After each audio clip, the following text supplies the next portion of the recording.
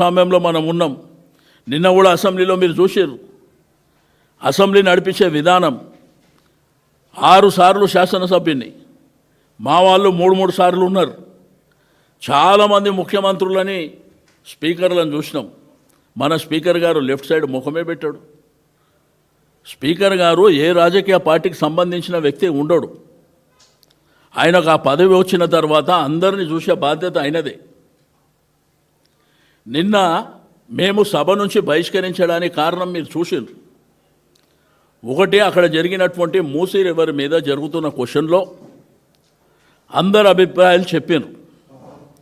మా ఉపనాయకులు హరీష్ రావు గారు కూడా ఆయన కొన్ని ప్రశ్నలు లేవనెత్తాడు. ముఖ్యమంత్రి గారు అక్కడ లెజిస్లేచర్ అఫేర్ మినిస్టర్ గారు ఆన్సర్ చేస్తుంటే ఈయన ఇంటర్వ్యూన్ అయ్యి 1:20 నిమిషాలు ఇష్టం ఉన్నట్టు మాట్లాడి, అంటే ఏందా స్పీకర్ గారికి టైం సెన్స్ తెలియదా? అంటే ఎవరు ఎంతసేపు మాట్లాడాలను? ముఖ్యమంత్రి అయినంత మాత్రాన స్పీకర్ గారు మధ్యలో మాట్లాడు. స్పీకర్ గారు మాకు అవకాశం ఇస్తారు, ఆయననే మాట్లాడుతుంటాడు. కాబట్టి వారి నిరసన కింద మేము నిన్న బైకాట్ చేసినాం. మళ్ళా బయటకు వచ్చినాక నిన్న టీవీలలో చూస్తే మేము పారిపోయినామని.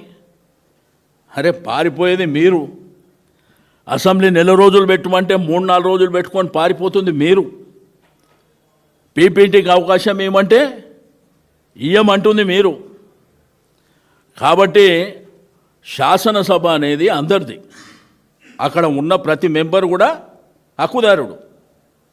అవకాశాలు అనేది అందరికీ ఇవ్వాలి. ముఖ్యమంత్రిని విమర్శిస్తే నేను మైక్ ఇయ్యానంటాడు ఆయన. కనీసం రూల్స్ బుక్ చదవండి.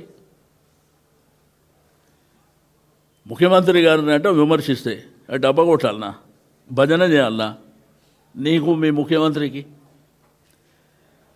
ప్రతిపక్షాల పాత్ర ఏంది?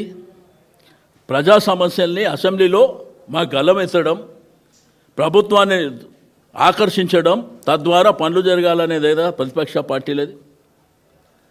అట్లా కాకుండా ఈయన డబ్బా కొట్టమంటాడు. అరే స్పీకర్ గారు చెప్పే మాటన మీరు ఆన్ రికార్డు చెప్తుండ ఆయన ఏమని, ముఖ్యమంత్రిని విమర్శిస్తే నేను మైక్ ఇయ్యనంటాడు. నీకు కూడా స్పీకర్ గారికి కూడా కొన్ని రూల్స్ రెగ్యులేషన్స్ ఉంటాయి దాంట్లో. కాబట్టి మాకు మైక్ ఇచ్చే అవకాశం లేదు. మాకు మైక్ ఇచ్చినా ఆయనే మాట్లాడుతుండు మధ్యలో. కాబట్టి రెండోది, చీఫ్ విప్పులు వాళ్ళ బాధ్యత ఏందండి? ప్రభుత్వానికి ప్రతిపక్షాలను సమన్వయం చేయడం వాళ్ళ బాధ్యత. వాళ్ళ బాధ్యతలు లేనేలేరు. ఎప్పుడు మమ్మల్ని విమర్శించాలి,